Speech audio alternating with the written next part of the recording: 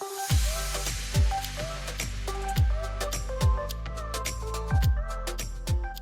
market is really evolving and we're seeing lots of excitement. Developers are coming up with new and exciting applications constantly, things that we've never thought about, and the integration of AI. It's an exciting time to be in the industry, and Wi-Fi is a key enabler to the success of XR.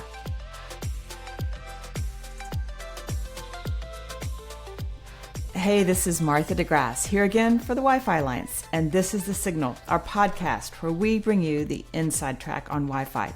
These are meant to be smart conversations with industry leaders. We want to deliver a new perspective on the growing portfolio of Wi-Fi technologies that we see changing the connectivity landscape. And today we are super excited to have Shaila Bansal. She is a product manager at Qualcomm, and we are going to talk about virtual reality and Wi-Fi 7. Shaila, thank you so much for being here. Hi, Martha. Thank you for having me. I'm excited to talk about this technology and how Wi-Fi really helps the XR landscape. Yeah, it's going to be great. We have to tell the audience what happened, though, that right before this podcast, Shaila experienced, as we started the podcast, Shaila experienced, I think, a 4.3 earthquake. So she's amazing. Yeah. I'm glad everyone's okay. Up, yeah. But the Wi-Fi is still working, so that's good. Yeah. Anyway, thank you. Thank you for persevering, and thank you for being here.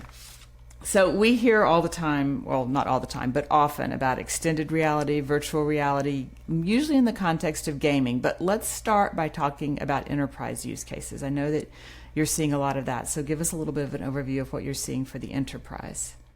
Right. The working environment is becoming more and more global. So you want to be able to collaborate with your colleagues that are around the world, and XR can ease that. And you want to be productive in those bursts of time that you have available to you. And you might not be at your desk and have the perfect setup that you're normally used to. So XR can help with that as well. So let's walk through what's available today. So Meta had launched the Ray-Ban sunglasses just last year. And I find this to be such a great way to be able to collaborate with your colleagues, because now you can have a conference call and you can stream what you're seeing with that colleague. So imagine working in a lab, debugging a PCB, and now they can see what you're seeing and you can debug something live. You can run iterations. You don't have to take your phone, take a video, put your phone down, send the video. It's just a lot less cumbersome and easier to interact live. And then when you think about augmented reality glasses, that's where you see an overlay of the virtual content on top of your real world. You can have productivity applications such as the infinite desktop. It could be at an airport.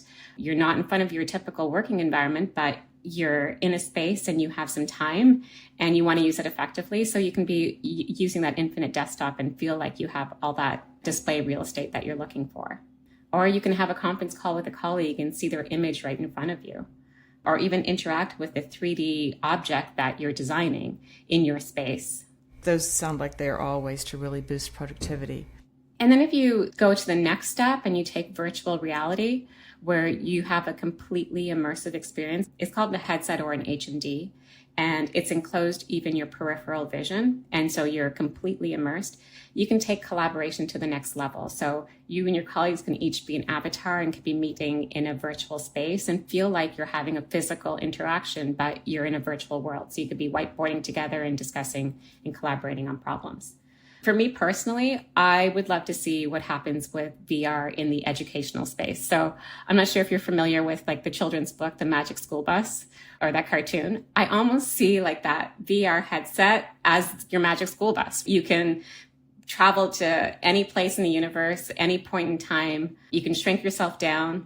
I remember this one episode where one of the classmates was sick and had a virus. And so a class and a school bus shrinks down and travels up that child's nostril and sees what happens when a virus is attacking the body. How do you get sick? How do you recover? So that kind of immersive learning experience could be just so effective for kids in the classroom. Yeah, that's going to make a big difference, I think. And they're going to really understand things at a much younger age because of that. Almost feel like you have concrete examples in front of you. It's not just a theoretical idea. It's something you can see. And it kind of overlaps with what a lot of kids are doing in their free time, which is gaming or using other technology that can lend itself to XR and VR. So let's talk a little bit about the consumer space and some of the applications you're seeing there. Right. Normally, when people think of virtual reality, they think of games that are targeted to gaming enthusiasts. What I'm seeing in the market, though, is the demand for gaming with friends. So you're in the same physical space, you're sharing that space, and you're gaming together. So you have that virtual immersive experience, but you're physically interacting as well.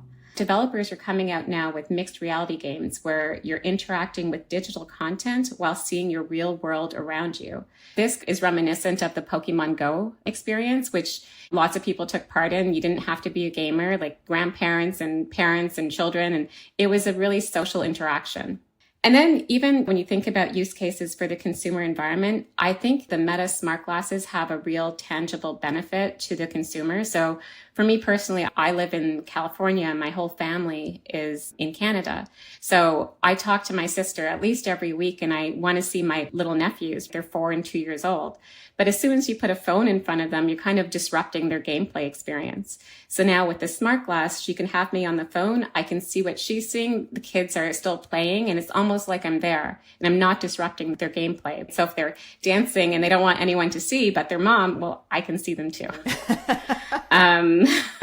And when you think about AR, they're just an insane number of use cases I can come up with. That's where you have that digital content overlaid on top of the real world.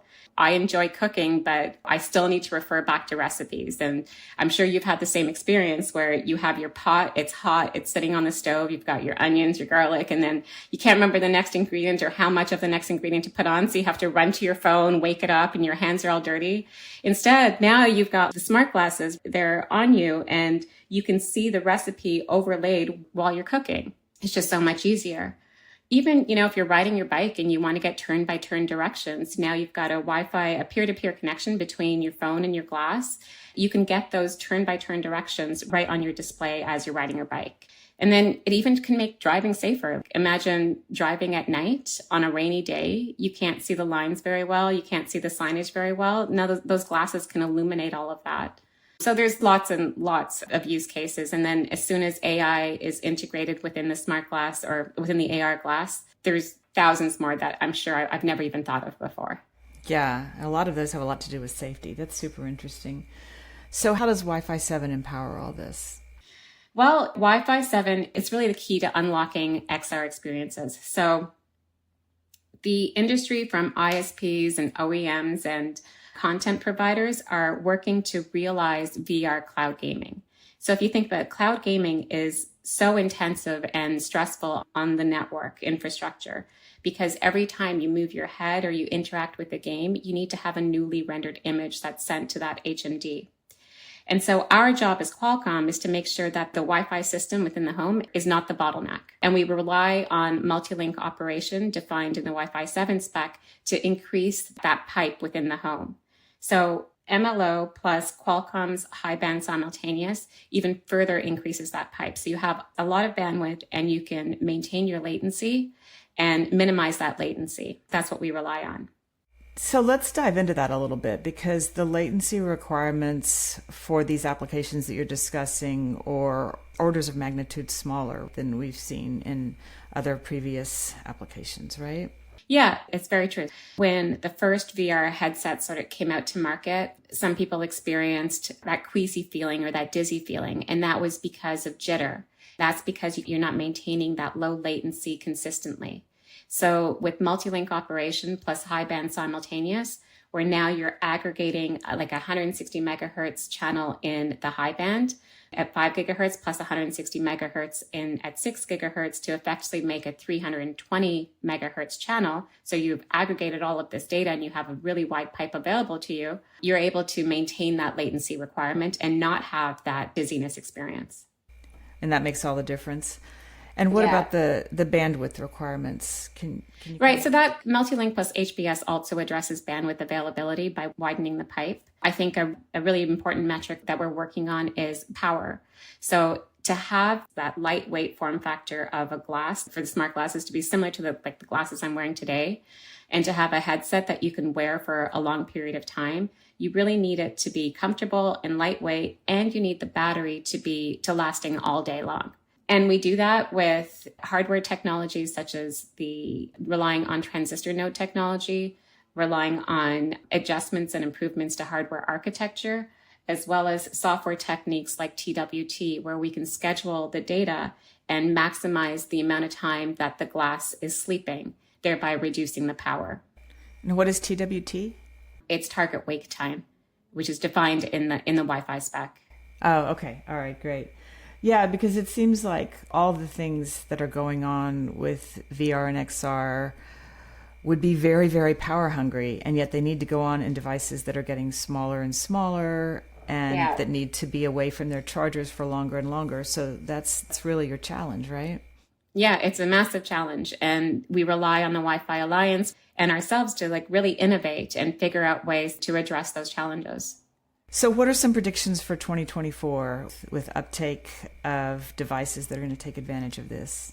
Well, the market is really evolving and we're seeing lots of excitement. That's probably why we're having this discussion as well with the recent launches that have come to market. And developers are coming up with new and exciting applications constantly, things that we've never thought about. And then the integration of AI is just a very exciting time.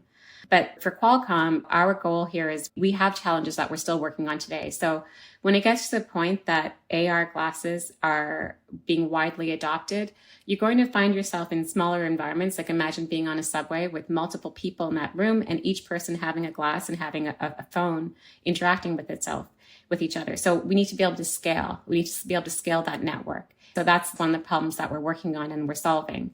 It's an exciting time to be in the industry, and Wi-Fi is a key enabler to the success of XR. Excellent. All right. Do you expect that there are going to be a lot of new applications that disrupt the whole ecosystem the way, when we've seen things that came along with other new technologies that weren't even known about or thought about when those technologies were invented? AI is a whole new element that wasn't really quite as well understood when people first started talking about XR and VR.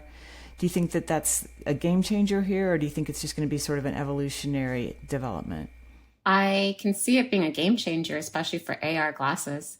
There are just so many use cases that I know that I haven't thought about. So even just being able to illuminate even if you're traveling and you're around people who you don't understand the language, well, that translation can be done live. And that's a completely different experience while you're traveling. That's enabled by AI. So there's lots that's going to happen that I'm sure I haven't thought of. I'm really excited to see what the developers do. All right.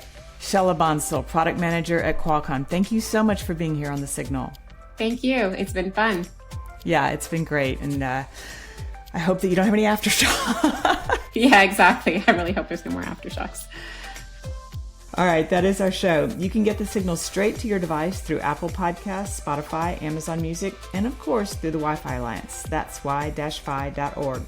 I'm Martha DeGrasse, here for Wi-Fi Alliance. Thank you so much for listening, and please join us next time on The Signal.